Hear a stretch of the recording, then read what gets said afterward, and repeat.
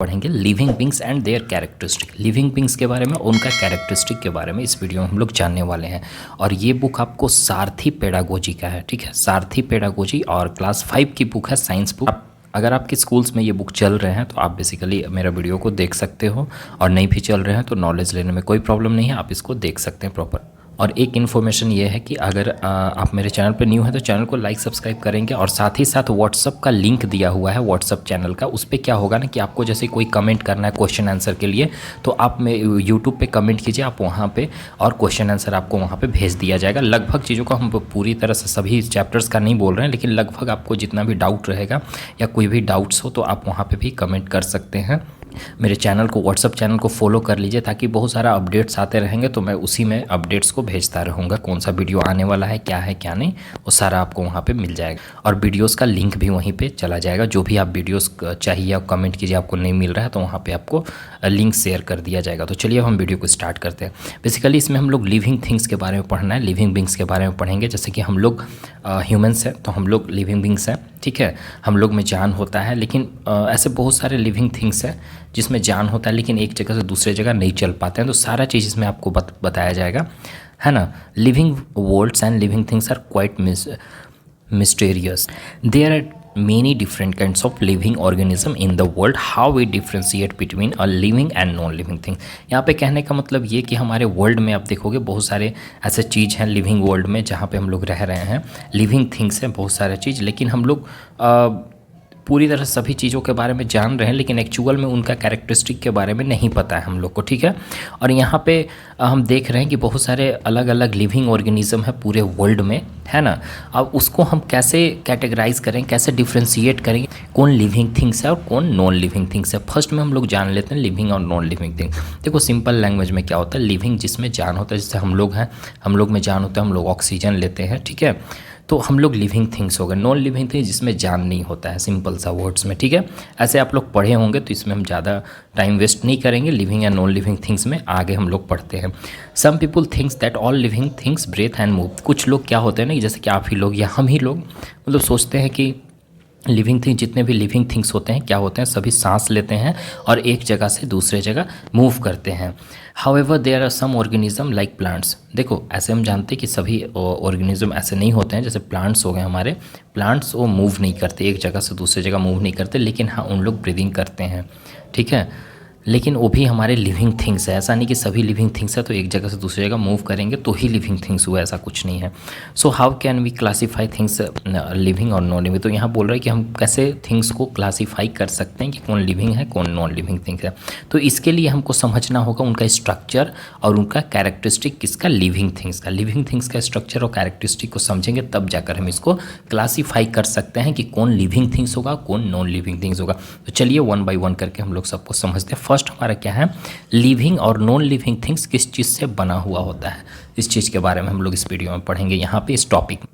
सो जितने भी living things होते हैं ना, सब किससे बने हुए होते हैं, उसमें सेल कंपोज्ड होता है। अब सेल क्या होता है इसके बारे में भी आपको बताएंगे, ठीक है। Cell is the basic units of living things.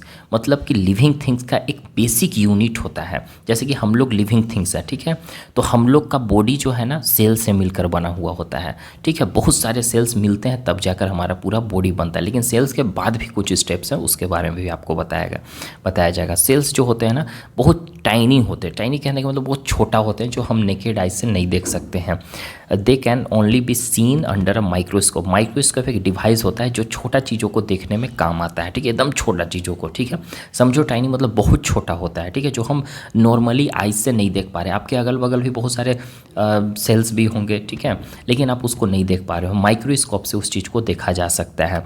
Some organism just one cell. कुछ ऑर्गेनिज्म सिर्फ एक सेल के होते हैं, मतलब कि उसमें बहुत सारे सेल्स नहीं होते हैं। हमारे बॉडी जो है ना बहुत सारे सेल से मिलकर बना हुआ होता है, ठीक है। That cell perform all function in that organism. एक सेल से जो मिलकर बना हुआ होता है ना उसमें भी सारे तरह का फंक्शन को परफॉर्म करते हैं। एग्जाम्पल में एक अमीबा, ठीक है। अब ये आप लोग लग रहा होगा कि अमीबा क्या है, तो देखो एक अमीबा एक सेल होता है, एक सेल से मिलकर बना हुआ होता है। ये भी एक ऑर्गेनिज्म है। कैसे हमारे कीड़े मकोड़े हो गए तो वो भी हमारे सेल से, वो भी बहुत सारे सेल से मिलकर बने हुए होते हैं, लेकिन एक उसी में एक हमारा अमीबा होता है, ये भी एक ऑर्गेनिज्म है। इसको भी हम लोग क्या बोलते हैं, ये सिर्फ एक ही सेल से मिलकर बना हुआ होता है। तो ऐसे सेल जो एक सेल से मिलकर बना हुआ होता है उनको हम लोग यूनिसेलुलर ऑर्गेनिज्म बोलेंगे। क्लियर है। अब यहाँ पे ऑर्गेनिज्म में भी नहीं समझ में आ रहा होगा, आना चाहिए लेकिन नहीं समझ में आ रहा, कोई बात नहीं, इसको हम समझा देते हैं। देखो ऑर्गन से मिलकर क्या बना हुआ है, ऑर्गेनिज्म बना हुआ है। मतलब कि हम लोग भी ऑर्गेनिज्म है। हमारे बॉडी में बहुत सारे ऑर्गन है ना। सेंस ऑर्गन्स आप लोग जानते हो कि 5 सेंस ऑर्गन्स होते हैं, ईयर, नोज, टंग, इस तरीक़ा से, स्किन। तो वही ऑर्गन से मिलकर ऑर्गेनिज्म बना है। हम लोग भी ऑर्गेनिज्म है, एनिमल्स भी ऑर्गेनिज्म, मतलब कि जितने भी लिविंग थिंग्स हैं सारे ऑर्गेनिज्म होते हैं, ठीक है, उसको हम ऑर्गेनिज्म बोलते हैं। तो ऐसे ऑर्गेनिज्म जो एक सेल से मिलकर बना हुआ होता है उनको हम लोग यूनिसेलुलर ऑर्गेनिज्म बोलेंगे। क्लियर है, ठीक है। अब यहाँ पे देखो बहुत सारे सेल ऐसे होते हैं, बहुत सारे ऑर्गेनिज्म ऐसे होते हैं जो बहुत सारे सेल से मिलकर बने हुए होते हैं। बहुत सारे आपके अगल बगल जो आपको दिखाई दे रहा है ना, जो आपको दिखाई दे रहा है वो बहुत सारे सेल से मिलकर बना हुआ होता है, ठीक है, लिविंग थिंग्स। तो जैसे कि हमारा बॉडी हो गया, ठीक है, हमारा जो बॉडी है, हम लोग में जो है ना बहुत सारे सेल्स मिलकर बने हुए, एक सेल्स नहीं, मतलब मिलियनों सेल हम बोल सकते हैं यहाँ पे, इतना सेल मिलकर बने हुए। तो क्योंकि बहुत छोटा होता है, हमको दिखाई नहीं देता है। तो आप सोचो हमारा बॉडी दिखाई दे रहा होगा तो इसमें इसका इतना टुकड़ा करो ताकि ऐसा डिवाइड कर दो हमारे बॉडी का ताकि लास्ट में दिखाई ना दे। तो सोचो कितना पार्ट्स होगा इसका, समझ रहे हो ना, बहुत ज़्यादा। तो समझो कि वही हमारा बॉडी बहुत सारे सेल से मिलकर बन, तो ऐसे चीज़ों को, ऐसे ऑर्गेनिज्म को हम लोग मल्टी सेलुलर ऑर्गेनिज्म बोलेंगे। मल्टी मतलब बहुत सारे सेल से मिलकर बना हुआ हो, उसको हम लोग क्या बोलेंगे, मल्टी सेलुलर ऑर्गेनिज्म बोलेंगे, ठीक है। एग्जाम्पल में ह्यूमन्स हो गए, एनिमल्स हो गए, ठीक है। इस तरह का ऑर्गेनिज्म अलग अलग कैटेगरीज में डिवाइड किया गया है और टिश्यू से मिलकर बना हुआ होता है। हम टिश्यू भी आपको बताएंगे। In other word, group of similar cell perform a similar function called tissue. दूसरे वर्ड्स में हम समझते हैं टिश्यू को, मतलब कि सेल का जो ग्रुप होता है ना, सेल से मिलकर टिश्यू बनता है, ठीक है। उसी तरह से फंक्शन होता है उसका भी। अब ग्रुप ऑफ टिश्यू, वन और more specific function in the body called organ. अब यहाँ पे हम लोग इससे नहीं समझते हैं डायरेक्टली, यहाँ से हम लोग समझते हैं, है ना। अब देखो हम सेल तो आपको बता दिए, सेल एक ऐसा टुकड़ा होता है जो हमारे बॉडी का ऐसा टुकड़ा होता है जो कि डिवाइड करने के बाद हमको दिखाई ना दे बिल्कुल, ठीक है। आप उसको माइक्रोस्कोप से देख सकते हो, जिससे जूम करके पूरा देखा जा सकता है। फिर ये जो सेल है ना, आपस में बहुत सारे सेल मिलकर बने, आपस में बहुत सारे सेल मिले, तो सेल मिलने के बाद वो क्या कहलाएगा, जैसे कि एक सेल या दो से अधिक सेल आपस में जब मिलते हैं तो हमारा क्या कहलाता है, टिश्यू बनाते हैं। इनका भी फंक्शन अलग अलग होता है, ठीक है। उसके बाद जब ये टिश्यू आपस में मिलेंगे तो एक ऑर्गन बनाता है। अब ऑर्गन क्या होता है बाबू, हम क्या बोले कि हमारे बॉडी में बहुत सारे ऑर्गन्स होते हैं हमारे बॉडी में, जैसे कि आपका किडनी हो गया, हार्ट्स हो गया, लंग्स हो गया, ठीक है, आपका हैंड्स हो गया, माउथ हो गया, नोज़ हो गया, ये सब ऑर्गन्स है। तो ये सब हमारा टिश्यू मिलकर, ये सब टिश्यू से मिलकर बना हुआ। तो फर्स्ट हमारा सेल है, उसके बाद टिश्यू मिला, टिश्यू से मिलकर ऑर्गन बना, ठीक है। अब ये ऑर्गन जब आपस में मिलते हैं तो हमारा फुल बॉडी बनाता है, जो कि एक ऑर्गेनिज्म कहलाएगा।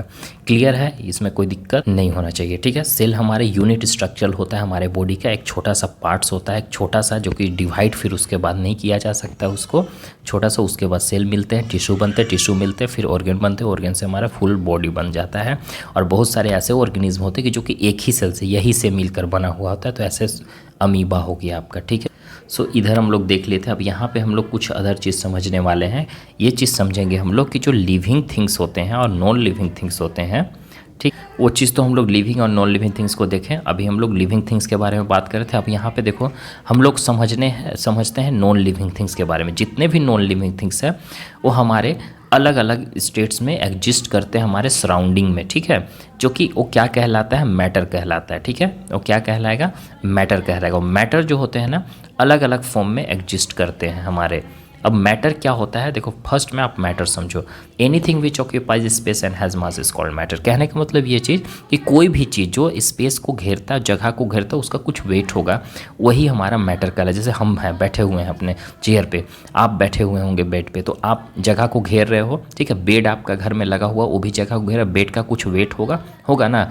तो उसी चीज़ को हम लोग क्या बोलते हैं, मैटर बोलते हैं, ठीक है। तो मैटर को 3 फॉर्म में क्लासीफाई किया गया है, सॉलिड, लिक्विड, गैस। हमारे चारों तरफ जो आपको चारों हमारे सराउंडिंग में चारों तरफ रहते हैं मैटर, ठीक है, वो अलग अलग फॉर्म में बने हुए। अब ये जो होते हैं ना, ये मॉलिक्यूल्स से मिलकर बने हुए होते हैं। जैसे सॉलिड्स में जो मॉलिक्यूल्स होते हैं वो एक दूसरे को टाइटली पैक्ड करते रहे, तो उसमें कोई स्पेसेस नहीं होते हैं, ठीक है। अब लिक्विड की बात करें तो उसमें जो मॉलिक्यूल्स जो होते हैं थोड़ा सा मतलब कि फ्रीली रहता है ताकि वो मूव कर पाता है, इसके बारे में भी बताएंगे। और गैस में क्या होता है कि बिल्कुल फ्री रहता है, इधर उधर ईजिली वो मूव कर सकता है, उसमें लॉट ऑफ स्पेस होते हैं। अब इसके थ्रू आप समझोगे।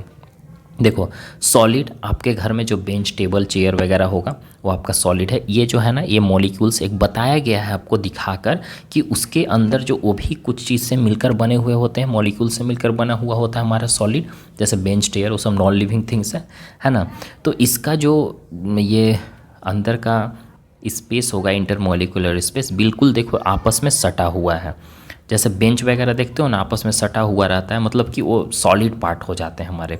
और लिक्विड में जाओगे तो ये भी सटा हुआ रहता है, लेकिन क्या है कि ये थोड़ा सा फ्रीली टाइप रहता है। एयर में क्या होता है, गैस में बिल्कुल फ्री रहता है।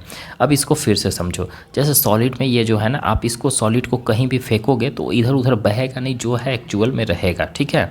वो सॉलिड जो है इस जगह को घेरेगा, ठीक है। लिक्विड भी जगह, सब जगह को घेरता है, लेकिन ये टाइटली पैक्ड रहता है, एक दूसरे को इधर उधर हिलने नहीं देता है।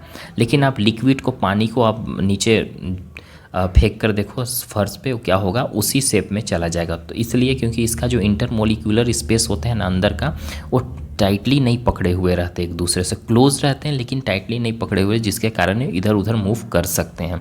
लेकिन गैस क्या होता है कि वो पूरी तरह से फ्री रहता है, किसी भी स्पेस में, कहीं भी किसी तरह का जगह में वो चला जाता है ना। जैसे कि आपके घर में भी एयर होंगे तभी तो आप सांस ले पा रहे हो। तो एयर देखो, चारों तरफ आप जहाँ रहोगे वहाँ एयर होगा, ठीक है।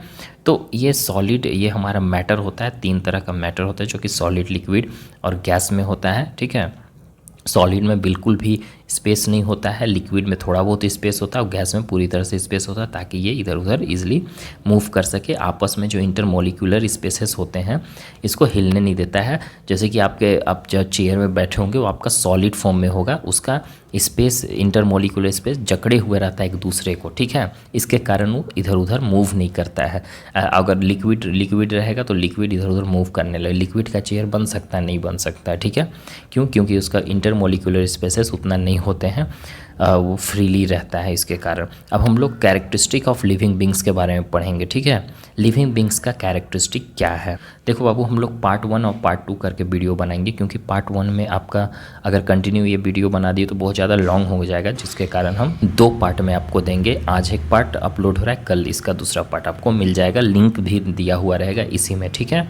कल आप देख लेना। जितने भी लिविंग थिंग्स होते हैं उसका एक यूनिक फीचर्स होता है, ठीक है, जिसके बारे में भी हम लोग पढ़ने वाले हैं। फर्स्ट उसका फीचर्स क्या है, जितने भी लिविंग थिंग्स है बढ़ते हैं, ग्रो करते हैं। लिविंग थिंग्स की बात हो रही है यहाँ पे, नॉन लिविंग थिंग्स की बात नहीं हो रही है। उनका कैरेक्टरिस्टिक के बारे कि उनका आखिर कैरेक्टरिस्टिक क्या क्या है, कैसे उन लोग किस तरह का फंक्शन को परफॉर्म करते हैं। तो फर्स्ट हमारा क्या है, लिविंग थिंग्स ग्रो करते हैं। हम लोग देखें बहुत सारे लिविंग थिंग्स को हम अपने अगल बगल, जैसे प्लांट्स हो गए, एनिमल्स हो गए, ह्यूमंस हो गए, सब बढ़ते हैं, ठीक है। प्लांट्स क्या होता है, सीड्स लगाते उसके बाद बड़ा हो जाता है, धीरे धीरे और बड़ा हो जाता है। सीड्स में सीडलिंग होते हैं, सीडलिंग जो छोटा पौधा होता है उसको हम लोग बोलते हैं। फिर उसके बाद छोटा प्लांट्स में कन्वर्ट हो जाता है, फिर छोटा जो प्लांट्स होता है बड़ा प्लांट्स में कन्वर्ट हो जाता है। उसी तरह से जो पप्पी होते हैं, डॉग का बच्चा को पप्पी बोलते हैं, फिर वो बड़ा होकर डॉग में कन्वर्ट हो जाएगा। बिल्ली का बच्चा को हम लोग किटेन बोलते हैं, फिर वो बड़ा होकर बिल्ली बन जाती है। तो ये सब लिविंग थिंग्स होते हैं, इनका ये फंक्शन होता है, स्पेसिफिक फंक्शन होता है जो ये परफॉर्म करते हैं। हम लोग भी बड़े होते हैं, छोटे होते हैं, बच्चे होते हैं, फिर बड़े हो जाते हैं, फिर बूढ़े भी हो जाते हैं और लास्टली हम लोग डाई भी कर जाते हैं, मर जाते हैं हम लोग, ठीक है। और जो रेट होता है ना ग्रोथ होने का, सब ऑर्गेनिज्म का अलग अलग होता है। जैसे कि हम ही लोग में देखो, मान कि हम, मेरा एज और अलग एक और का, मेरा 25 ईयर्स है, दूसरे का भी 25 ईयर्स है, लेकिन उन लोग का ग्रोथ में आपको डिफरेंस में देखने को मिलेगा। उसका ग्रोथ लेवल कुछ तेज़ी से है, किसी का कम होता है ना, तो सबका अलग अलग होता है। प्लांट्स का अलग होता है। The growth does not only means an increase in height और length.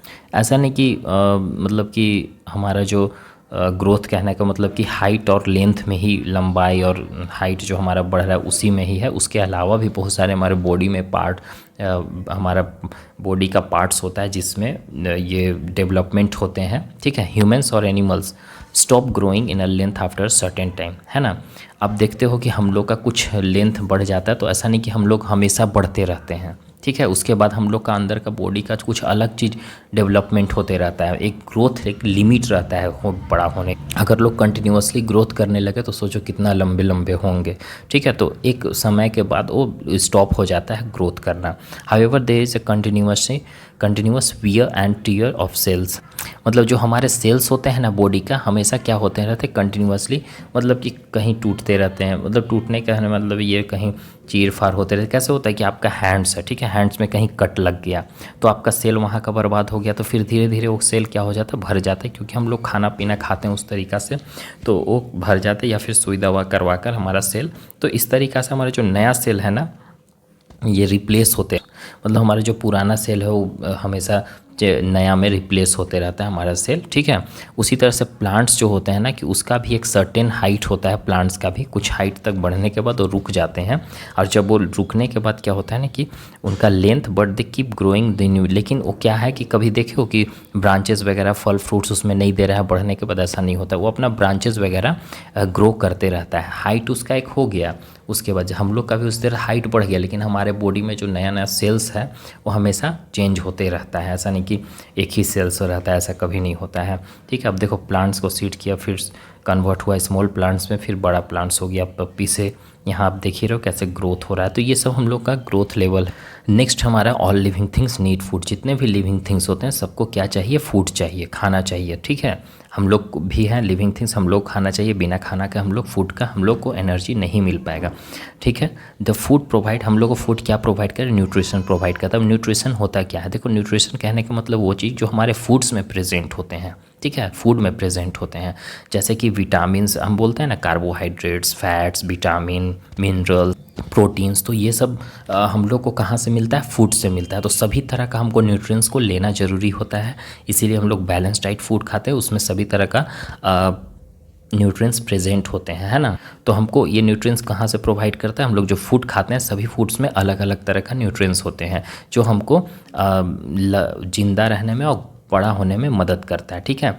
The plants drive their nutrition from the food they prepare by the process of photosynthesis. और फोटोसिंथेसिस कहने का मतलब वो चीज़ कि फोटोसिंथेसिस उसको बोलते हैं कि जैसे कि जो प्लांट्स होते हैं ना कि अपना खाना खुद से बनाते हैं। हम लोग क्या हुआ कि प्लांट्स पे और एनिमल्स पे डिपेंड रहते हैं, लेकिन ये जो प्लांट्स होते हैं ये किसी चीज़ पे डिपेंड नहीं रहता है, ये अपना खाना खुद से ही प्रिपेयर करता है। उसी प्रोसेस को हम लोग फोटोसिंथेसिस बोलते हैं, ठीक है। वो ऐसे प्लांट जो अपना खाना खुद से प्रिपेयर करे, ठीक है, उसको हम लोग क्या बोलेंगे, फोटोसिंथेसिस। किसकी मदद से, सन का लाइट की मदद से, एयर की मदद से, वाटर की मदद से, ठीक है, और कार्बन डाइऑक्साइड की मदद से। इतना चीज़ लेने के बाद ये क्या करता है, खाना को अपना प्रिपेयर कर लेता है। प्रिपेयर करने के बाद अब देखो उस हिसाब से अपना न्यूट्रिएंट्स को प्रिपेयर करता है, जो भी न्यूट्रिएंट्स इसमें प्रेजेंस होंगे, ठीक है। Since the plant prepare the food they are called autotroph. ऐसे प्लांट जो फूड अपना खुद से खाना बनाता है उसको हम लोग क्या बोलेंगे, ऑटोट्रोफ। ऑटोट्रोफ मतलब कि सेल्फ डिपेंडेंट, ये किसी पे डिपेंड नहीं रहता, ये ऑटोट्रोफ हो। अपना खाना खुद से बनाने वाले को हम लोग क्या बोलते हैं, ऑटोट्रोफ। जैसे ग्रीन प्लांट्स मेनली आ जाते हैं इसमें, अपना खाना खुद से बनाते हैं, ठीक है। ये हमारे प्रोड्यूसर्स भी इस कहलाते हैं, इसको हम लोग रेफर्स में क्या किए, प्रोड्यूसर, इसलिए क्योंकि ये प्रोड्यूस कर रहे हैं खाना, फिर हम लोग को खाना मिल रहा है, इसीलिए इसको क्या भी बोला जाता है, प्रोड्यूसर्स। क्लियर हो गया। जितने भी अदर लिविंग ऑर्गेनिज्म है जैसे कि हम लोग भी हो गए, है ना, हम लोग हो गए या एनिमल्स हो गया, ये सब अपना खाना खुद से नहीं बना सकता है, नहीं ना। अब ऐसे आप सोचोगे कि सर हम लोग तो किचन में खाना बना ही ले रहे, तो वो चीज़ अलग हो जाता है, ठीक है। प्लांट्स कहीं क्या बनाता है, कहीं खाना जाकर, नहीं ना। हम लोग किचन में खाना बनाए, लेकिन हम लोग वो खाना बनाने के लिए ज़्यादातर आप देखोगे कि एनिमल्स, आप प्लांट से ही आप लोग लेते हो। जैसे कि आप घर में कोई भी सब्जी वगैरह खाते हो तो कहाँ से आ रहा है, प्लांट से आ रहा है, तब ना आप उसको बना रहे हो, ठीक है। तो पहले हम लोग प्लांट्स पे डिपेंड है, हम लोग दूसरे पे डिपेंड है, तो ऐसे चीज़ों को हम लोग हेट्रोट्रोप्स बोलेंगे। हेट्रोट्रोप्स उसको बोलते हैं कि जो दूसरों पे डिपेंड है, अपना खाना खुद से प्रिपेयर नहीं कर सकता, उसको हम लोग क्या बोलेंगे, हेट्रोट्रोप। जैसे कि हेट्रोट्रोप में एनिमल्स, ह्यूमंस, हम लोग दोनों आ जाते हैं, और भी प्लांट्स भी आते हैं उसमें, ऐसा नहीं कि प्लांट्स नहीं आते हैं। तो ऐसे प्लांट जो अपना खाना खुद से नहीं बना पाते हैं उसको भी हम लोग हेट्रोट्रोप्स भी बोलते हैं। हेट्रोट्रोप में यहाँ आप देख रहे हो कि ऐसे लिविंग ऑर्गेनिज्म जो डिपेंड रहते हैं डायरेक्टली और इनडायरेक्टली प्लांट्स पे, ठीक है, तो उसी को हम लोग क्या बोलते हैं, हेट्रोट्रोप बोलते हैं। उनको हम लोग कंज्यूमर्स भी बोलते हैं। कंज्यूमर इसलिए क्योंकि वो कंज्यूम कर रहे हैं आप हम जैसे कि मान लीजिए हम प्लांट्स हैं, हम खाना को अपना खाना खुद से बना रहे हैं, और फिर एक एनिमल्स आया या ह्यूमंस आया तो हमको खा रहा है, ठीक है, तो हम प्रोड्यूसर्स हो गए, हम यहाँ पे प्रोड्यूस कर रहे हैं खाना को, और फिर उन लोग कंज्यूम कर रहे हैं, मतलब हम प्रोड्यूस किया, उन लोग कंज्यूम किया, उन लोग खा लिया, ठीक है, तो उन लोग को कंज्यूमर्स बोला जाता है। अब देखो प्लांट्स यहाँ पे लिया, अब इसको प्लांट्स को कौन खाया, ये खाया, अब इसको कौन खाया, ये खाया। अब देखो ये समझो, प्लांट्स हमारा क्या हो गया, ये तो प्लांट्स है, ये हमारा ऑटोट्रोप्स हो गया। अब ये हमारा हार्बीवोरस एनिमल्स हो गया, ठीक है। हार्बीवोरस एनिमल्स कहने का मतलब वो चीज़ जो सिर्फ प्लांट्स खाते हैं, तो ये तो सिर्फ प्लांट्स खाएगा। लेकिन ये हमारा कार्निवोरस एनिमल्स हो गए, ये सिर्फ फ्लैश खाते हैं दूसरे एनिमल्स को मारकर। अब इसको ये खाया, फिर इसको कौन खाएगा, ये कार्निवोरस एनिमल्स खा जाएंगे, ठीक है। तो ऐसे हमारा नेचर में ये चीज़ चलते रहता है ना। अब नेक्स्ट हमारा थर्ड पॉइंट क्या है, all living things carry out respiration. जितने भी लिविंग थिंग्स होते हैं वो रेस्पिरेशन को कैरी आउट करते हैं। अब ये रेस्पिरेशन होता क्या है, इसके बारे में भी हम लोग समझेंगे। जितने भी लिविंग थिंग्स हैं वो रेस्पिरेशन को कैरी आउट करते हैं। अब क्या होता है रेस्पिरेशन, रेस्पिरेशन वो प्रोसेस होता है जिससे जो हमारा फूड जो होता है ना, उसको हमारा सेल बर्न किया जाता है, जलाया जाता है, उसके बाद उससे एनर्जी ऑब्टेन होता है, the energy needed for growth. उस एनर्जी को ग्रोथ के लिए ज़रूरत होती है, हमारा सेल को रिपेयर करने के लिए और हमारा मूवमेंट के लिए। अभी नहीं समझ में आया होगा, फिर से समझो। देखो रेस्पिरेशन कहने का मतलब वो चीज़ कि जैसे जो हम लोग खाना खाते हैं, ठीक है, खाना खाने के बाद वो हमारे स्टोमक के अंदर जाता है, जाने के बाद स्टोमक के अंदर ये डाइजेस्ट होता है, डाइजेस्ट होने के बाद इससे जो भी न्यूट्रिएंट्स होंगे, खाना में कोई भी न्यूट्रिएंट्स तो प्रेजेंट होंगे ना, या तो कार्बोहाइड्रेट, फैट, विटामिन्स, मिनरल, जो भी कुछ, तो अंदर जाने के बाद वो हमारा क्या होगा कि उससे एक ग्लूकोज बन जाता है, और उसमें जो न्यूट्रिएंट्स हो गए हमारे पूरे बॉडी पार्ट्स में देगा। आखिर खाना देगा तो हमारे पूरे बॉडी पार्ट्स को चाहिए, तब तो हमको एनर्जी मिलता है। तो यही एनर्जी जिससे मिले उसी को हम लोग क्या बोलते हैं, रेस्पिरेशन बोलते हैं। रेस्पिरेशन एक वही चीज़ होता है कि जिसमें हम लोग खाना खाएं, खाना खाने के बाद उससे न्यूट्रिएंट्स को ले हमारे पूरे बॉडी पार्ट्स को एनर्जी के लिए, तो इसी चीज़ को हम लोग रेस्पिरेशन बोलेंगे, एक सिंपल लैंग्वेज। मतलब रेस्पिरेशन वो प्रोसेस होता है, फूड को जलाया जाता है हमारे पेट के अंदर, मतलब जलाया कहने का मतलब वो चीज़ डाइजेस्ट किया जाता है सेल के अंदर, उसके बाद डाइजेस्ट होने के बाद उससे एनर्जी होगा। हम लोग खाना खाते हैं तुरंत हमको एनर्जी मिलता है, पेट के अंदर जाता है, उसको डाइजेस्ट होगा, डाइजेस्ट होने के बाद उसमें जो भी न्यूट्रिएंट्स होंगे हमारे पूरे बॉडी पार्ट्स को देगा। यही चीज़ हमारा क्या होता है, रेस्पिरेशन होता है। इससे हम लोग को ग्रोथ होने में, हमारा जो सेल वगैरह कहीं कट झट जाते हैं तो उसको रिपेयर करने में, और हम लोग जो मूव करते हैं उसको करने में, प्रोसेस में ये काम करता है, ठीक है। रेस्पिरेशन एक तरह से गैस एक्सचेंज फेनोमेनन होता है, इंपॉर्टेंट। ये हमारा एक तरह से गैस एक्सचेंज भी एक इम्पोर्टेंट फेनोमेनन है रेस्पिरेशन में। अब by the process of breathing, अब ब्रीदिंग के प्रोसेस से हम लोग क्या कर सकते हैं, हम लोग क्या करते हैं, हम लोग जब ब्रीदिंग करते हैं तो सांस लेते हैं, सांस छोड़ते हैं, मतलब कि कार्बन डाइऑक्साइड को हम लोग लेंगे, जो कार्बन डाइऑक्साइड कहाँ पे प्रेजेंट होता है, एयर में, और ऑक्सीजन को जो हमारे बॉडी पार्ट्स में ऑक्सीजन चाहिए वो ऑक्सीजन हम लोग ले लिए, ठीक है, ऑक्सीजन मिलेगा, फिर हमारे जो खाना खाएं वो मिलेगा, मिलकर हमको एनर्जी रिलीज़ करेगा। तो यही हमारा एक तरह से रेस्पिरेशन प्रोसेस हुआ। और फिर जब हम लोग सांस लेते हैं तो कार्बन डाइऑक्साइड फिर हम लोग छोड़ेंगे, ठीक है, कार्बन डाइऑक्साइड को हम लोग क्या करेंगे, छोड़ेंगे। जब सांस लेते हैं तो ऑक्सीजन लेंगे, सांस छोड़ेंगे तो कार्बन डाइऑक्साइड होता है। ये जो गैस एक्सचेंज टेक प्लेस होता है हमारे लंग्स में होते हैं, ठीक है, लंग्स में हमारा सांस जाता है, लंग्स में फिर जो भी हमारे कार्बन डाइऑक्साइड है उसको फिर बाहर फेंक देता है, और साथ ही साथ वाटर वेपर भी, ठीक है। But it is not a same, लेकिन ये सभी ऑर्गेनिज्म में ऐसा नहीं होता है जैसे हम लोग होते हैं, सभी ऑर्गेनिज्म का अलग अलग होता है। Gaseous exchange in different organism, अलग अलग ऑर्गेनिज्म में अलग अलग तरह का गैसियस एक्सचेंज होता है। जैसे कि अमीबा, अमीबा भी एक हमारा एक सेल से मिलकर बना हुआ होता है, हम जैसे बचा, तो ये भी हर एक तरह का ये इस चीज़ को परफॉर्म करता है। जैसे हम लोग को खाना चाहिए उसी तरह ये भी ऑर्गेनिज्म, तो इसको भी खाना, ऑक्सीजन वगैरह सारा कुछ चाहिए, ठीक है। So it is called the unicellular, इसीलिए हम लोग इसको यूनिसेलुलर बोलते हैं, क्योंकि एक सेल से मिलकर बना हुआ। अमीबा में गैस एक्सचेंज कैसे होता है, आप देखो कि इसका सरफेस में, ठीक है, इसका सरफेस में मतलब कि ऊपर में, ऊपर वाला पार्ट में, जैसे हमारे बॉडी के ऊपर जो पार्ट्स होते हैं, इसमें क्या होता है, यहीं से इन लोग गैस को एक्सचेंज करता है। ये ऑब्जर्व करता है अपने सराउंडिंग से, अगल बगल जो एयर होते हैं, एयर में ऑक्सीजन प्रेजेंट होते हैं, उसमें ऑक्सीजन को लेता है, ठीक है। और फिर कार्बन डाइऑक्साइड को देता है। इसका सेल मेम्ब्रेन, ऊपर में एक सेल होता है, उसमें मेम्ब्रेन, सेल मेम्ब्रेन्स होते हैं, उसी के थ्रू ही क्या करता है, ऊपर वाला पार्ट जो होता है सरफेस का, ये आपका अमीबा का स्ट्रक्चर है। इसका स्ट्रक्चर ऐसे कभी स्ट्रक्चर सेम नहीं होता है, इधर उधर हमेशा चेंज होते रहता है ना। तो अमीबा का स्ट्रक्चर बनाने के लिए बोला जाए तो ऐसे भी बना सकते हो, ऐसे भी बना सकते हो, क्योंकि ये हमेशा चेंज होते रहते हैं, इसका स्ट्रक्चर हमेशा सेम नहीं रहता है, ठीक है। तो इसका सरफेस पे, इसका बॉडी में सेल मेम्ब्रेन के कारण क्या होता है कि गैस को लेता है और गैस को छोड़ता है, मतलब ऑक्सीजन को लेगा और कार्बन डाइऑक्साइड को रिलीज़ करता है। लिविंग ऑर्गेनिज्म विच में हैव अ सेल और कोल्ड, देखो उस ऐसे ऑर्गेनिज्म जिनके पास बहुत सारे सेल्स होते हैं तो उसको हम लोग मल्टी सेलुलर ऑर्गेनिज्म बोलते हैं। ये भी हम आपको बताएं, मल्टी सेलुलर ऑर्गेनिज्म में मतलब उसमें ज़्यादा कॉम्प्लेक्स होता है यूनिसेलुलर ऑर्गेनिज्म के मुकाबले। इसमें तो आप देख लीजिए कि सरफेस के थ्रू हो रहा है, नॉर्मली ये एक्सचेंज कर लिया गैस को, लेकिन इसमें से स्पेशल ऑर्गन्स होते हैं ब्रीदिंग के लिए मल्टी सेलुलर ऑर्गेनिज्म है, जैसे हमारा बॉडी मल्टी सेलुलर ऑर्गेनिज्म होता है, ठीक है। तो humans breath in the through, आप देखो हम लोग क्या करते हैं, नोज़ के थ्रू सांस लेते हैं, ठीक है, और माउथ के थ्रू, दोनों के थ्रू सांस लेते हैं, ठीक है। There is an organ called lungs, एक लंग ऑर्गन्स होता है हमारे बॉडी में जिसको हम लोग लंग्स बोलते हैं, फेफड़ा जिसको बोला जाता है। However when they are in water, जब ये पानी में रहता है तो उस टाइम पानी में क्या होता है कि फेफड़ा से सांस नहीं ले पाता है, लंग से सांस नहीं ले, वो अपने स्किन से सांस ले पाता है। लेकिन ये कैसे ऑर्गेनिज्म है, tadpoles, young one of frogs, इनके पास क्या होता है कि लंग्स नहीं होता। अब हम थोड़ा सा फ्रॉग के बारे में आपको बता दे रहे हैं। देखो कुछ ऑर्गेनिज्म ऐसे होते हैं कि जिनके पास लंग्स होते हैं, ठीक है, लेकिन फिर भी वो पानी में रहते हैं। अब जैसे कि फ़िश जो होता है, फ़िश के पास गिल्स होता है, उसको बाहर निकालोगे तो मर जाएगी। क्यों? क्योंकि वो फ़िश पानी में ही, उनका ऐसा बॉडी का डेवलपमेंट है, ऐसा एडाप्टेशन किया गया है ताकि वो पानी में ही सांस ले सके। लेकिन हम लोग पानी में जाएंगे तो हम लोग सांस नहीं ले पाएंगे, क्योंकि हम लोग जैसे ही सांस लेंगे तो पानी भर जाएगा हमारे लंग्स में, तो उससे हम लोग सांस नहीं ले पाएंगे, फिर हम लोग मर सकते हैं।